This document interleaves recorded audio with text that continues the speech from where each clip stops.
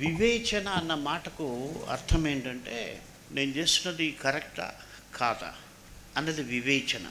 అది మనం కలిగి ఉండాలి. అంటే ఏంటి, నేను చేస్తున్న పని నా ఇల్లు కట్టబడడానికి ఉపయోగపడుతుందా, పెరికి వేయబడడానికి ఉపయోగపడుతుందా అని వివేచించటం. ఈ వివేచన లేనటువంటి మనిషి జీవితం ఎలా ఉంటుందంటే, వాళ్ళు ఏం చేసినా కరెక్టే అనుకుంటారు.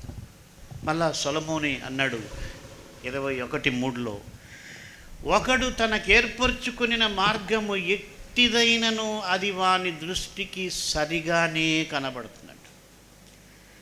ఎప్పుడు వివేచన లేనప్పుడు. కాబట్టి మన జీవితంలో జ్ఞానం కావాలి, వివేచన కావాలి, తెలివి కావాలి. ఇవి మూడు కూడా దేవుని యందు భయభక్తులు కలిగి ఉన్నప్పుడే వస్తాయి. ఆయన యందు భయభక్తులు కలిగి ఉండడం అంటే చెడుతనాన్ని విసర్జించడం.